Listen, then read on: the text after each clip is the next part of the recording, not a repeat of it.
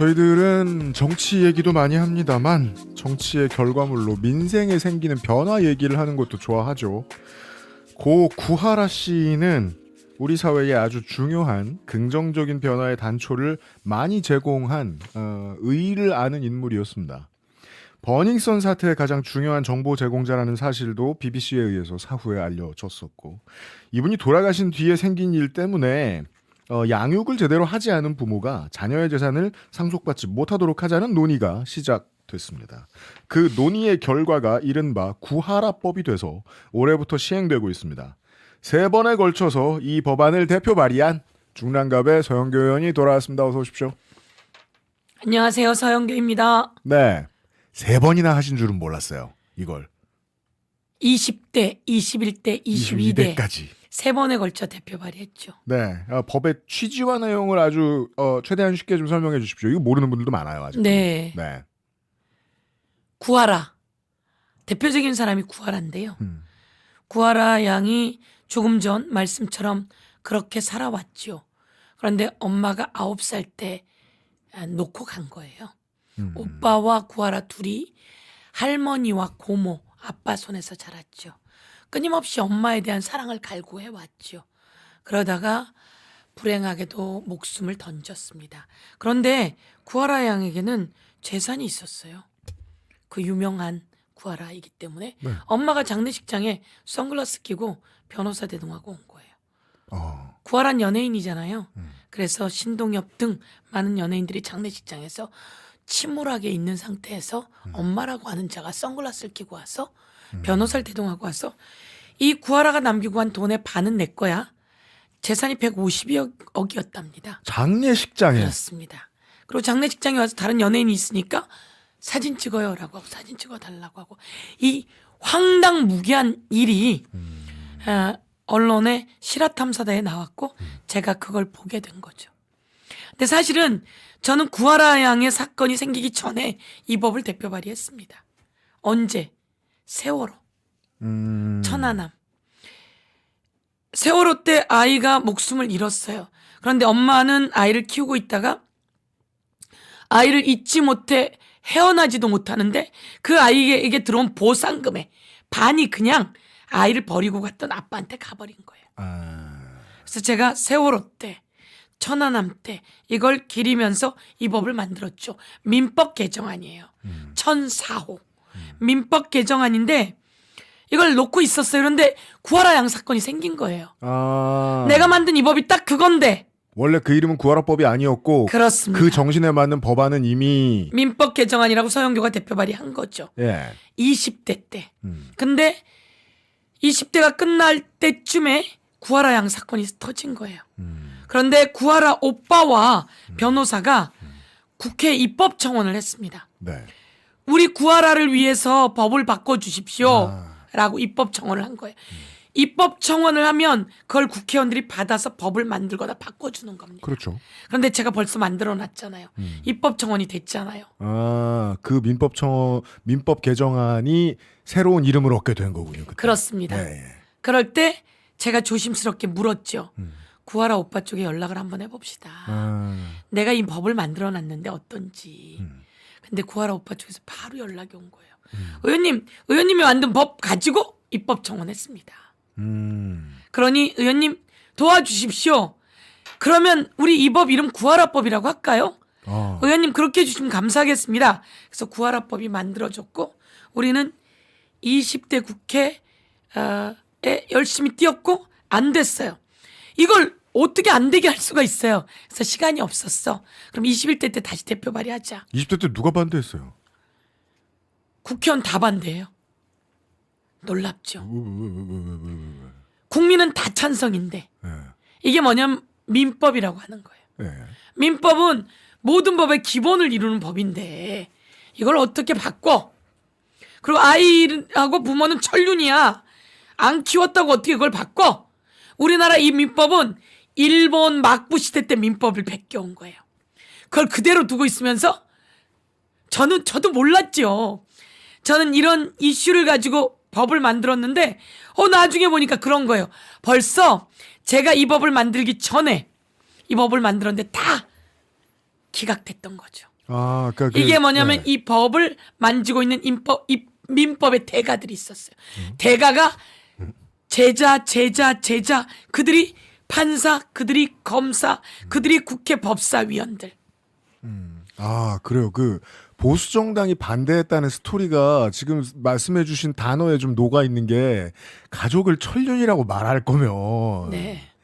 이 법에 반대할 수 있겠네요. 네. 그리고 이거는 보수 정당이 반대한 게 아니고요. 네. 보수고 진보고 없어요. 그랬어요. 다 반대한 거예요. 그 쉽게 말해 이제 씨도 안 먹혔던 거예요. 씨도 8년 안 전에. 먹힌 거죠. 그렇죠. 21대에도 안 됐잖아요. 근데. 그렇습니다. 21대 왜 안 됐어요? 제가 그냥 안 하겠습니까?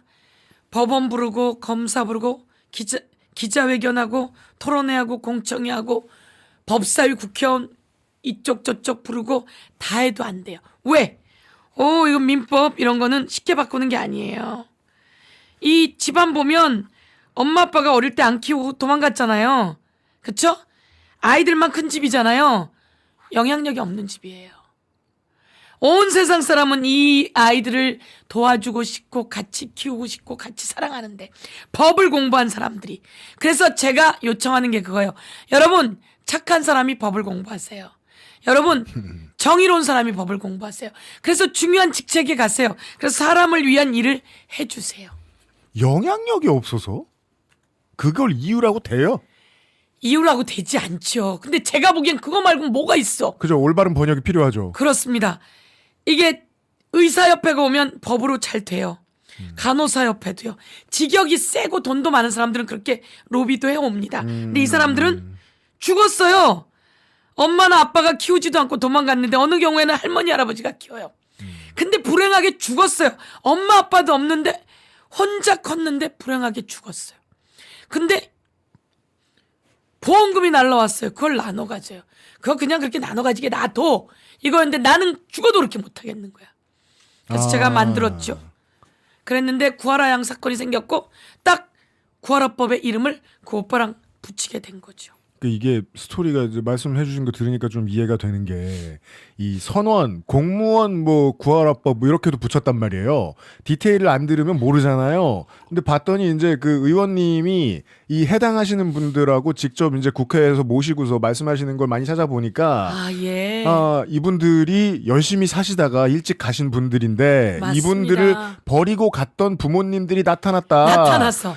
공무원 연금 내놔 나한테 라고 하는, 그리고 많은 정치인이나 법 해석할 능력을 가지고 있는 사람들이 봤을 때 이 사람들 어차피 다 약자냐, 이 사람들 신경 떠났어. 써준다고 표 많이 되는 것도 아니고, 구하라 씨도 업적이 있는 사람이지만 사회적으로는 엄청나게 약자였습니다.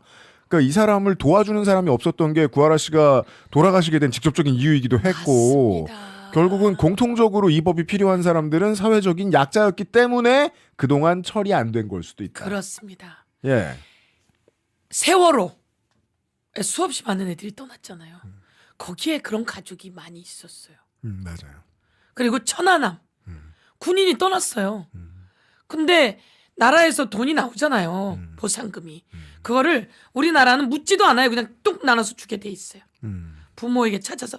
그래서 아이를 키우던, 평생 키우던 부모는 눈 떠보니까 보험금이 왜 반만 왔지? 벌써 간 거예요. 벌써 갑니다, 우리나라는. 자동. 예, 자동으로 갑니다. 그런데 구하라 양 같은 경우는 자동으로 못 가게 오빠가 막은 거죠.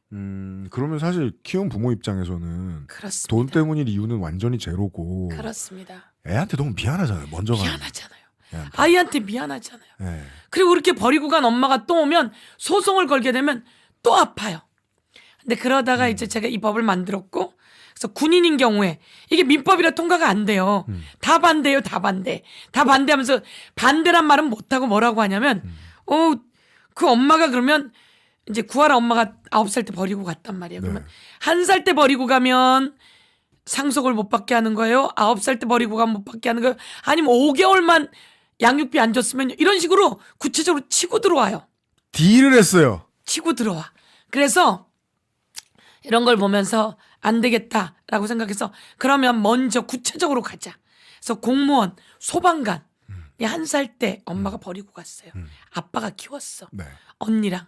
근데 32살에 세상을 떠나. 근데 엄마한테 돈이 온다고 연락이 오거든. 벌써 돈이 왔어 돈이. 네. 그러니까 엄마가 그러는 거지.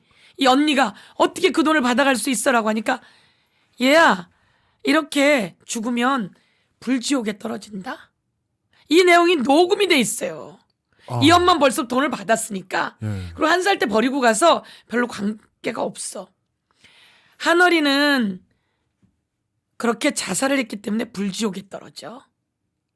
이러고 그 돈을 받아간 거예요. 그러니까 이 사연을 제가 신문을 보고 알게 됐죠. 그래서 그쪽에 연락을 했어요.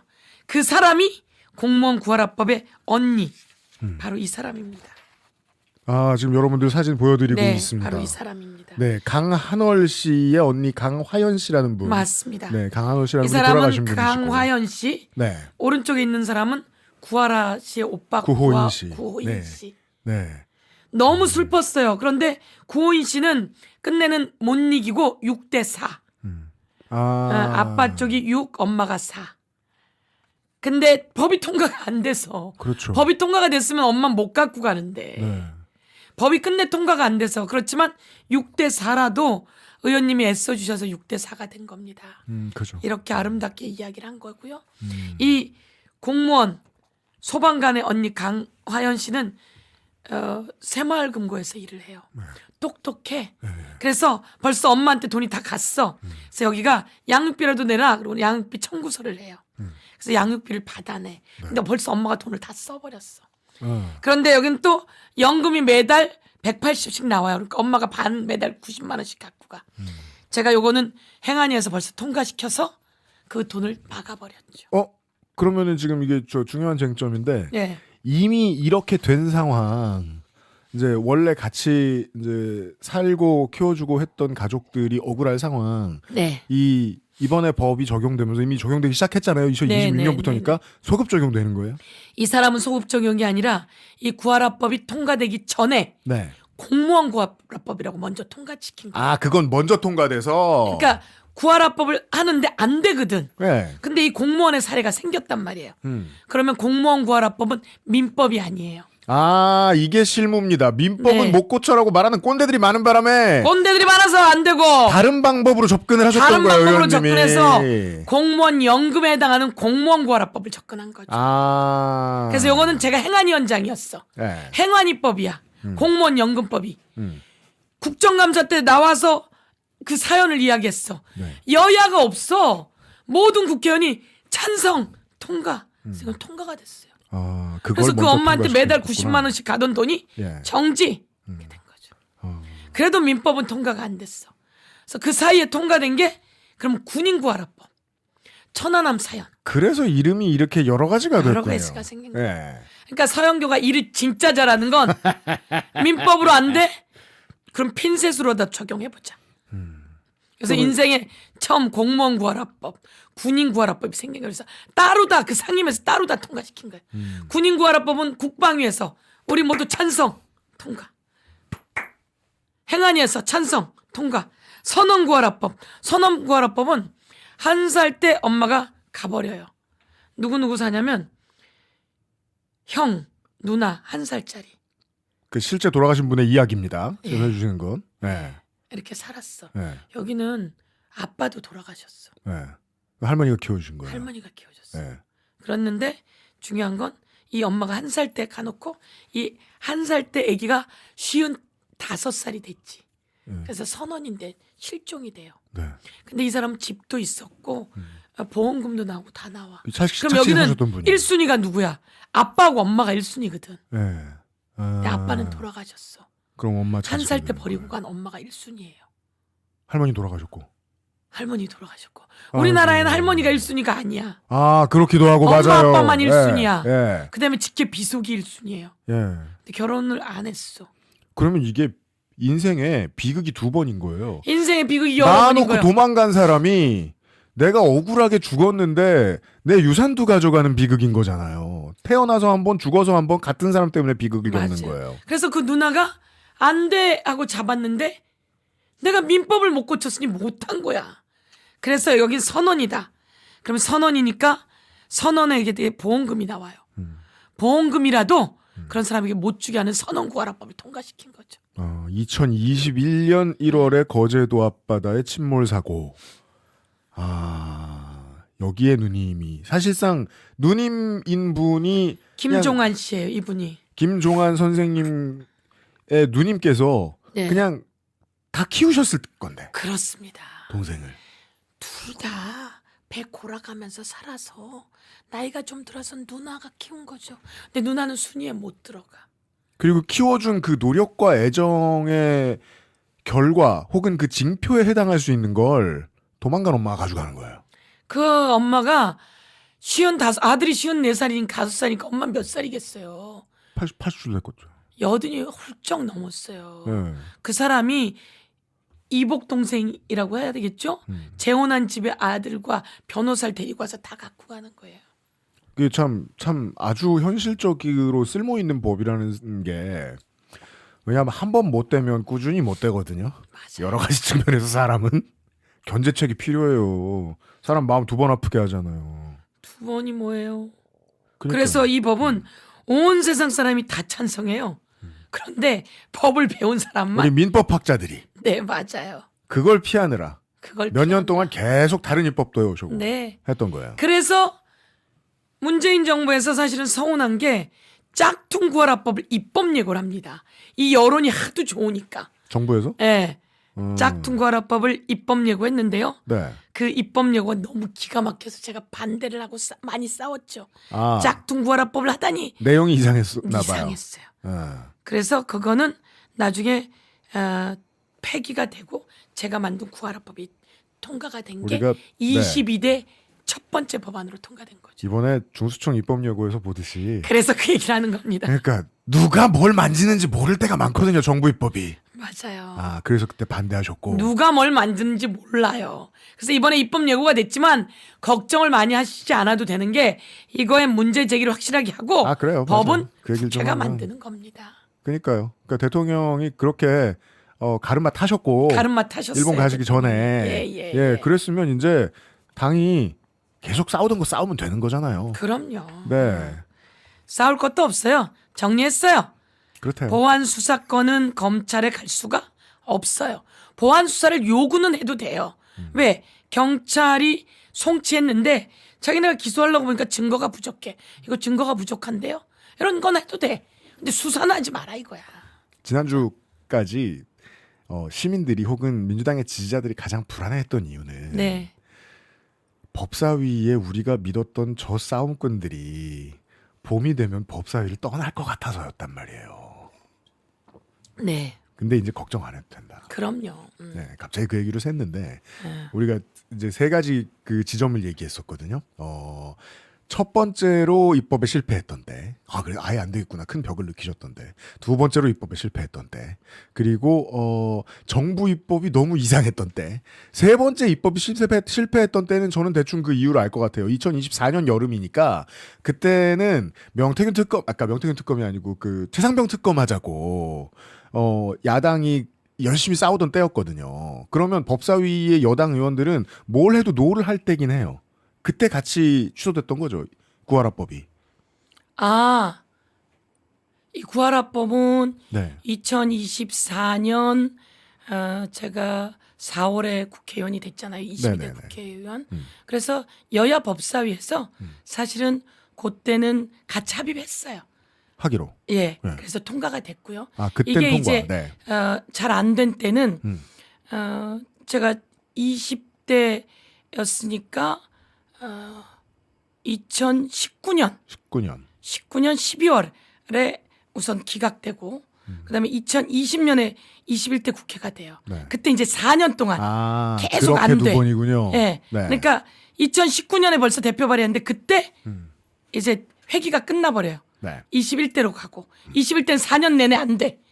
계속 기자회견 하죠 제가. 안 돼. 네. 그리고 2024년에 되는데 그 전에 입법 예고를 문재인 정부에서 합니다. 타임테이블이 그거였군요. 네네네. 네. 근데 그 입법 예고가 제가 오늘 할 것도 많은데 여기서 그냥 그건 그래. 마저 하나 더 사연처럼 기록으로 남겨둔다면 좋아요.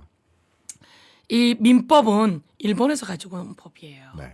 가지고 온 법인데 일본에게서도 안 갖고 온 법이 하나 더 있어요. 뭡니까? 그게 뭐냐면 일본에는 그 막부가 네. 자기 자식들 중에 하나를 찍습니다. 얘네는 다 필요 없어. 얘한테만 내 모든 걸 물려줄 거야. 라고 해서 딱 정해서 재산을 물려줍니다. 상속을 합니다. 네. 근데 우리나라는 그렇게 하지 않죠. 그렇게 하지 않고 자식들에게 골고루 나눠준단 말이에요. 네. 상속을. 골고루 나눠주게 되어 있는데 이 입법 예고에 그런 걸 넣어갖고 온 거예요. 일본. 그러니까 아버지가 이거는 부모가 양육하지 않았을 때 그 부모는 아이가 불의의 사고로 세상을 떠났을 때 눈독 들이지 마 이런 법이란 말이에요. 구하는 그런데. 법은 아이를 구하는 법이에요. 그런데 근데 이게 입법력으로 돌아오면서 뭐를 구하는 법으로 들어오냐면 네. 어른이 아버지가 네. 자식이 여럿 있어. 근데 그중에 내가 미운 자식이 있어. 아 그럼 그 자식에게 상속하지 않을래? 라고 하는 내용을 가지고 들어온 거예요. 태자를 정해주는 법. 그렇죠. 그건 딴 법이죠. 그건 그냥 상속법이죠. 그렇죠. 그래서 그걸 가지고 오는데 여기서 문제는 뭐냐면 첫 번째 부인하고 떠났어. 두 번째를 만났어. 근데 첫 번째 부인에게 양육비도 안 줬어, 애들에게. 네. 그러니까 애들이 대들어. 그러니까 이 아버지가 나한테 대들어? 나한테 잘못하잖아. 저요. 얘는 상속 안 하고 얘한테 상속 줄래요. 라고 해도 되는 법을 요거에 교묘하게 껴갖고 온 거예요. 그러니까 내가 너무 기가 막혀서 이 짝퉁 구하라법을 갖고 와서 어디다가 들이대고 혼자 싸웠어요. 혼자. 정말 정치 실제를 들여다보면 인류애를 잃는 순간이 너무 많아요. 아니 힘없고 억울한 사람을 구하자고 위한 했더니. 법을 만들었더니 부자 좋은 조항을 끼워 넣어가지고 입법 예고를 맞아요. 해버리려고 했던 걸 네, 막았던 얘기를 네, 해주신 거예요 지금. 맞습니다. 자, 정치라는 하루 앞을 모르니까 또 어찌 될지 몰라서 서영교 의원은 여러분들 뭐 뉴스 많이 보시는 분들은 오늘 아침에 보셨듯이 이제 국회의원을 관둘 수 있습니다. 아닙니다. 아니면 안 되죠. 지금 목표의식을 가지고 뛰셔야죠. 국회의원을 관두게 될 수도 있습니다. 예, 저기 반짝거리는 저 견장이 예, 서울시장 서영교가 될 수도 있는 거예요. 출마 선언을 일단 하셨고 네. 고생하셨고 네, 네, 네. 예, 남은 시간에 그 얘기를 좀 하고 보내드릴 텐데 이것도 네. 시사 이슈도 좀 풉시다. 네. 시내버스 총파업 그러니까 버스 멈춰야 될 건 얘기해 주세요. 버스가 아니라 네. 오세훈의 잘못된 시정이 이제 문장. 스탑해야 돼요. 예. 멈춰야 할 건 네. 오세훈이. 멈춰야 할 것은 버스가 아니라 오세훈의 잘못된 시정이 이제 스탑해야 돼요.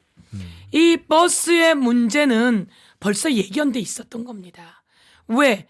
임금에 상여금을 넣어라라고 대법이 판결을 내렸어요. 그러니까요. 이제 그래서 임금계산법을 다르게 적용해야 돼요. 임금계산법을 다르게 적용해야 돼라고 나왔단 말이에요. 그러면 이거 어차피 나올 거거든요. 그러니까 미리 만나서 얘기를 했어야 돼요. 만나서 얘기하고 협상하고 논의하고 너무 임금이 많이 올라간다 싶으면 양해 구하고 그게 아니라 그동안 너무 상여금도 안 넣었으니 임금이 적었다라고 판단된다면 그것을 마저 넣어서 해줘야 되고 그 시장의 가장 중요한 실책은 너무 오랫동안 덮어놨다 이걸. 그렇습니다. 이것이 이야기된 시점 그 법원 판결이 나온 건 24년 12월이에요.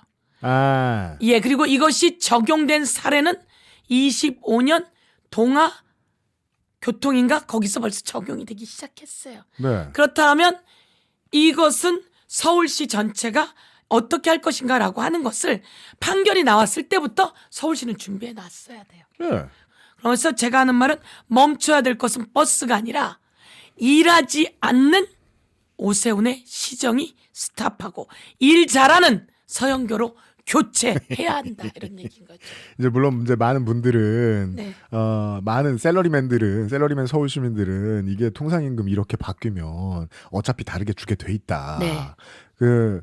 근데 서울시는 뭐 예산을 사실 버스가 시민들에게 차지하는 삶의 중요도에 비하면은 너무 조금 쓴다. 이런 지적도 많이 해주시는데 본질적으로 행정이 굴러가려고 하면 만약에 정말로 검은 마음을 먹고 자기가 정말 그 시의 돈이 모자란다고 생각이라도 했으면 그럼 1년 동안 논의를 했어야 될 거 아니야, 노조하고. 그렇습니다. 예. 근데 그걸 모르는 척하고 덮어놓고 있었으니까 결과가 파업일 수밖에 없다. 네. 예. 일하지 않고 제대로 해결하지 않았다는 거죠. 예를 들면 이런 겁니다. 서영교가 해결한 여러 가지 중에 4.3 사건이 있어요. 한 명당 1억 7천만 원씩 보상하라고 법원의 판결이 예를 들어서 나왔어요. 네. 그러면 그 숫자에 맞춰서 보상을 해야 해요. 네. 그런데 그럴 만한 돈이 우리에게는 없었단 말이에요. 그죠. 그래서 이것을 전부 다 놓고 계산을 합니다. 그러면 이런 경우에는 이만큼, 이런 경우에는 이만큼. 이만큼은 아니지만 여러분이 재판을 통해서 가려면 오래 걸려요. 그러니 우리랑 잘 해서 이런 정도로 하시죠. 협상 타결. 그리고 이 돈을 한꺼번에 주기엔 재정이 어려워요. 그러니 나눠서 드리겠습니다. 제주 4.3 협상 타결. 이게 저희가 한 일이에요. 아, 네. 이렇게 상황이 뭔지를 전부 다 파악하고 협상을 해야 되고, 협상에서 그동안 상여금을 안 넣고 했으니 넣고 하는 것들도 꼭 해야 될 일. 여기다 물가 상승분까지 원래 모두 다 물가 상승분을 넣거든요. 해야 될 일. 그런데 서울시의 재정이 이만큼이야. 그럼 이것을 같이 이야기해서 해결해야 될 일. 이러든지 다 협상을 진행해 나가야 되는 거였다. 이런 말씀인 거죠. 근데 그것을 부지런히 하지 않는다면 일하지 않는 자. 그는 무슨 일을 했는가. 명태균과의 관계가 문제였고 한강버스 가지도 못할 거 위험한 거 누구한테 돈을 쓴 거야. 한강버스는 수천억이 들어갔어요. 네. 버스를 한 번도 안 만들어 본 가덕중공업에다 한강버스를 만들려고 했어요. 그렇죠. 그 가덕중공업은 뭐지? 이게 제 고민이에요. 가덕중공업 뭐지? 다음 특검의 주 무대 중에 서울이 있죠. 그렇습니다. 네. 네. 그 김건희와 오세훈 시장이 대체 그 토건으로는 어떻게 연결되어 맞습니다. 있는가에 대한 것도 예. 뭐 특검이 알아볼 거고. 귀한 시간에 저 시장 후보로서의 역할을 좀 더 하세요. 네네. 다행히 우리가 시간이 좀 더 네. 있으니까 제가 네. 그 의원님 처음에 나오시면서 하신 말씀들을 좀 뒤져보니까 네. 지하철 증차는 이제 민주당의 다른 후보분들도 말씀하신 네. 것 같은데 네. 되면 참 좋고 근데 네. 이 골목버스 도입 네. 공약이 있거든요. 네. 이 두 가지 모델 생각할 수 있습니다. 예를 들면 이제 성동구가 네. 이제 지역형 버스를 운영을 네. 하는데 네. 그 비용 모델은 이미 나와 있는 게 있고 네. 그 외에는 고생을 너무 많이 하고 있는 서울의 마을 버스가 있어요. 네. 예. 그거는 상당히 지금도 적자 때문에 힘들어하고 있는데 네. 어떤 모델을 생각하고 계세요? 우선 지하철을 많이 타잖아요. 네. 지하철을 많이 타는데 출퇴근 시간에 증차를 하는 겁니다. 출퇴근 시간에 배차 간격을 줄여주는 거죠. 네네. 그러면 훨씬 빨리 왔다가 갔다 할 수가 있어요. 그렇죠. 출퇴근 시간에 1. 배차 간격을 줄여준다. 그것이 증차다. 그렇죠. 2. 1호선부터 4호선까지는 그 칸이 10개예요. 네. 10량이죠. 예, 10량을 12량으로 늘리는 겁니다. 11량으로 자리가 있나요? 그럼요. 2량을 더 늘리는 겁니다. 네. 열차에 붙이면 되잖아요. 네네. 그건 네. 그런데 역 플랫폼이 준비가 되나요? 플랫폼은 만들면 되는 거죠. 그건 만들 수 있다? 중요한 건 네. 1호선은 거의 다 플랫폼이 만들어져 있어요. 그건 그래요. 13량에 맞게 플랫폼이 만들어져 있어요. 1호선은 플랫폼이 되게 길어요. 맞습니다. 네. 그래서 우선 플랫폼이 만들어져 있는 건 만들어진 대로 먼저. 그리고 플랫폼이 못 만들어지면 증량이 안 되나요? 그건 생각 안 해본 게, 네. 도시철도 직원들만 갈 수 있는 그렇죠. 검은 곳 있잖아요. 그렇죠. 근데 그 땅은 플랫폼으로 만들 수 있는 게 어차피 놀 곳이에요. 그렇습니다. 그걸 해볼 수 있다? 플랫폼으로 만들 수가 있고요. 또 한 가지는 2호선과 5호선에서 8호선까지는 량수가 8량이에요. 맞아요. 그걸 10량으로 늘리면 돼요. 그런데 지금 말씀처럼 승차대, 플랫폼을 재점검해야 되겠죠. 근데 재점검하기 전에도 너무 복잡해요. 만들어 놓고 내리는 곳만 원래 있던 플랫폼으로 해도 되는 거죠. 그리고 현실적이라고 생각이 드는 게 플랫폼을 몇 미터 늘리는 공사가 대토건일 거라는 생각은 들지 않네요. 그렇습니다. 그러네요. 플랫폼은 대토건이 아니고요. 네. 그거는 늘리면 돼요. 근데 늘리지 않더라도 우리 버스가 이렇게 있으면 문 여기에 있잖아요. 네. 그럼 여기 있는 사람이 이쪽으로 와서 내린단 말이에요. 아. 량수도 마찬가지. 여기 기본 량이 있고 만약에 더 붙여요. 그럼 여기서 이렇게 나와서 내리면 돼요. 그렇게 할 수도 있죠. 그렇습니다. 그런데 이 플랫폼을 만드는 건 그렇게 어려운 일이 아닌 거죠. 그래서 원래 있던 량수는 늘려준다. 그래서 사람들이 그 얘기해요. 의원님 신박해요. 그거 왜 못했죠? 생각을 하면 못할 일이 없는 거죠. 왜냐하면 9호선의 경우에는 이미 팔량일 걸 예상해 놓고 만들었으니까 맞습니다. 많은 시민들이 그 빈자리를 쳐다보면서 줄을 12줄 서 그렇습니다. 있잖아요. 예. 그래서 그 량을 채우겠다 정도까지는 이해가 되는데 네. 지금 의원님한테 들은 얘기는 더 뚫을 수 있고 더 늘릴 수 있다. 그럼요. 큰 돈 드는 일 아닌 것 같아요. 큰 돈 드는 일 아니고 그건 너무 쉬운 일이잖아요. 9호선은 6량인 걸 8량으로 늘릴 준비를 해놨으니까 2량을 늘리면 되고 네. 또 만약에 더 늘린다. 꼭 한 량 있는 곳에 문이 꼭 있으란 법 있습니까? 멀리 갈 사람들은 타고 안전하게 안에 있다가 다른 사람 다 내렸을 때 나와서 내리면 되는 거거든요. 네. 승차대가 꼭 있어야 될 곳은 있어야 하게. 그러나 승차대는 더 늘리면 되고 승차대를 더 늘리지 않는 경우는 양수만 더 늘려도 되는 거고. 저는 9호선 타본 분들이 훨씬 더 쉽게 그 체감으로 이해하실 수 있을 거라고 생각하는 네. 게 꼭 문 없는 량이더라도 그렇습니다. 좀 삐져나와서 갈 곳이 있었으면 좋겠다 생각할 수 있어요. 맞습니다. 그런 문이 정도 없는 사고잖아요. 양이더라도. 좋겠는데요? 그럼요. 버스가 길면 문이 꼭 여러 개 있나요? 그렇지 않거든요. 안전하게 타고 있다 나오듯이. 저는 이게 너무 상식적인데 이거를 하지 않은 이유는 고민을 들였기 때문이고 부지런하지 않았기 때문이고 이걸 하지 않은 이유는 결정권자가 그걸 하지 않아서 그래요. 네. 제가 아까 말했듯이 구하라법을 만드는데 검사와 판사는 못 만들어요. 왜? 실무자라. 만들 수 있는 사람은 결정권자여야 돼요. 이걸 제가 만들어서 요구해야 되는 거죠. 그런 것처럼 지하철은 우선 1호선에서 4호선까지는 10량을 12량으로 늘린다. 5호선에서 8호선까지는 8량을 10량으로 늘린다. 9호선은 6량을 8량으로 늘린다. 승차대는 거기에 맞춰 늘려나간다. 증차, 배차 기간을 줄인다. 그리고 중요한 것은 골목형 버스, 지금 또 골목형 버스들은 있습니다. 골목형 버스, 그리고 마을 버스, 그리고 중요한 건 서울에는 총량제입니다. 버스 총량제. 네. 버스 총량제는 바꾸면 안 되나요? 중요한 건 저희 지역이 벌써 했거든요. 버스 총량제라. 중랑구에서요? 그렇습니다. 우리 지역은 이곳에는 버스가 안 와. 원래 다니던 버스가 많았는데 어느 날부터 버스가 안 와. 그러니까 마을 주민도 줄어들어. 근데 저의 양심상 여기 있는 아이들을 위해서 이 버스를 안 가져올 수가 없어. 가서 두들겼더니 버스 총량제 때문에 안 됩니다. 그래요? 그러면 똑같이 세금 내는데 총량제 때문에 안 되면 어떡해? 내놔. 내놔. 다른 데는 어떻고? 여기는 있는데 왜 여기는 없어? 진심을 다한 설득. 그럼요. 내놔. 그래서 2개의 노선을 늘렸어요. 총량제라는 게 뭐냐면 어떤 지역에 배차가 필요하다는 민원이 들어오면 다른 지역에 배차가 빠져야 넣을 수 있는 거잖아요. 생각해보면 말도 안 되죠. 그렇습니다. 아. 왜 꼭 거길 빼야 해? 아주 급한 경우를 판단해서 여기는 총량제 예외 구간으로 한다. 전체 총량제를 꼭 늘리란 건 아닙니다. 이게 돈 때문에 그런 거예요. 네. 근데 이 구간은 예외로 한다라고 해서 노선을 넣어주면 되는 거예요. 그래서 우리는 돈도 냈는데 세금도 내는데 버스도 안 와, 지하철도 안 와. 이곳에 제가 버스 놔 드릴게요. 그거는 구하라법 만드는 거에 비하면 아무것도 아닙니다. 서영교의 황금손. 두 번째, 제가 드리고 싶은 말씀. 또 있어요? 지하철이 있어요. 네. 지하철이 있는데 지하철을 하나씩 더 놔드릴게요. 무슨 말씀? 가능할까요? 무슨 말씀이세요? 무슨 말씀이세요? 네. 맞습니다. 경전철이라고 있습니다. 지하로 가고 양수는 적고 거리는 짧은 거죠. 신림- 예를 들면 저희 동네에는 그렇습니다. 우이경전철, 난곡선, 서부선, 네. 강북횡단선, 그리고 그 유명한 면목선. 네, 그래요. 면목선. 면목선이 예타가 통과되었어요.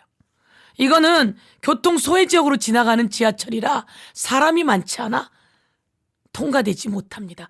영원히 예타가 통과되지 않아서 지하철이 올 수가 없습니다. 저희 지역을 지나가는 거예요. 저도 그렇게 생각했어요. 처음에는 근데요. 이런 것까지 꼭 해야 합니까? 라고 했는데 아니더라고요. 이게 있어야 거기에 사람이 많이 살겠더라고요. 그래서 제가 준비를 했습니다. 그래서 면목선은 1조 원짜리 사업, 청량리에서 시립대, 답심리, 전농동, 면목역, 망우역, 신내동 이렇게 가는 이 거리를 1조 원짜리 예타가 통과가 안 됩니다. 나라 돈으로 하거든요. 제가 이걸 예타를 통과시켰어요. 저는 황금손이에요. 어떻게 통과시켰냐? 0.8 나오는 걸 0.92를 만들었어요. 얘가 통과되고 나면 부가가치가 1조 투자하면 3조. 일자리는 3만 개.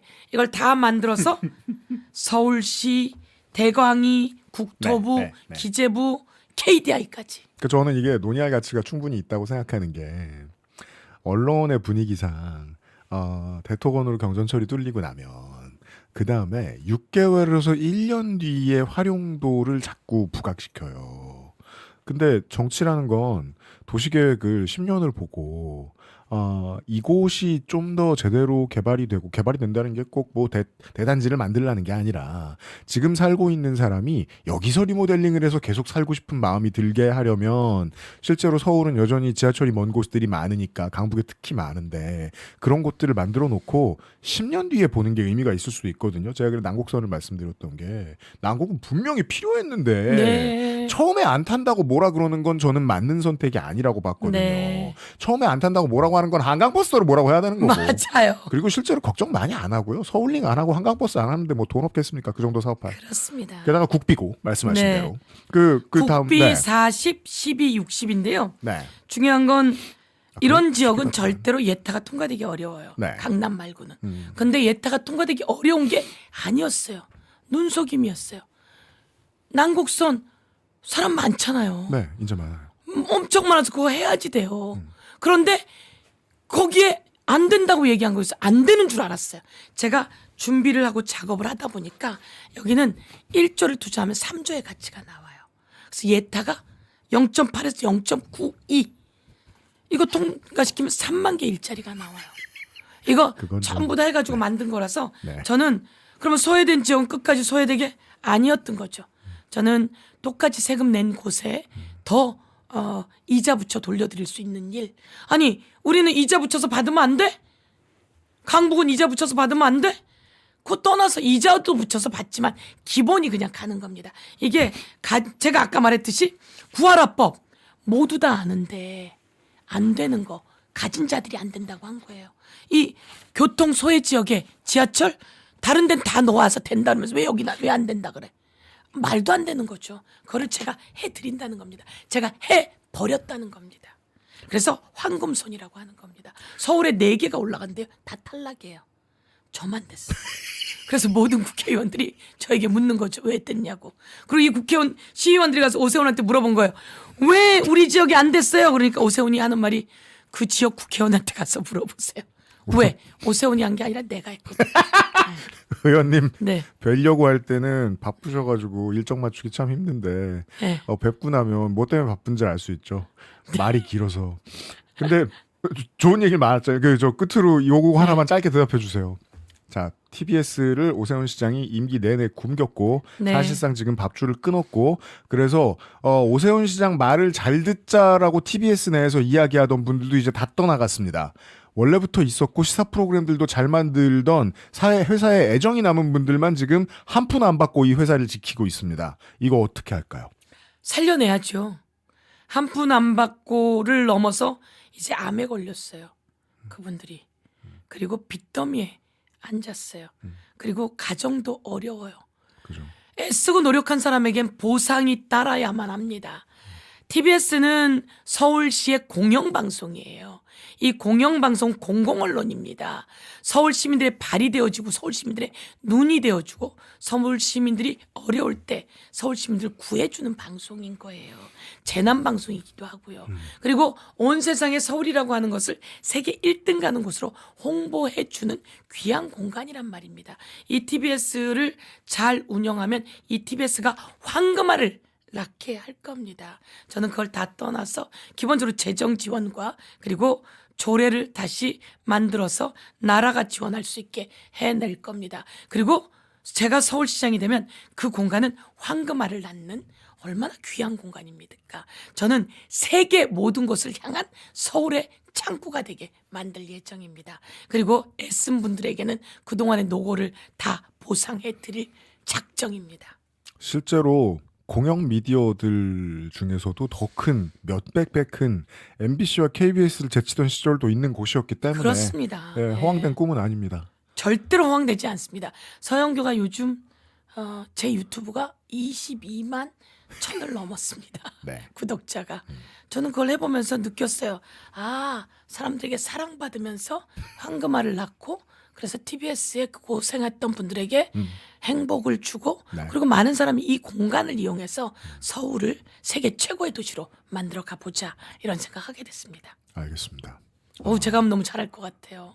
열심히 달리시고. 네. 네. 국회 그러니까 이게 두 가지를 다 주문할 드릴 수밖에 없습니다. 국회의원 후보님들한테는. 네.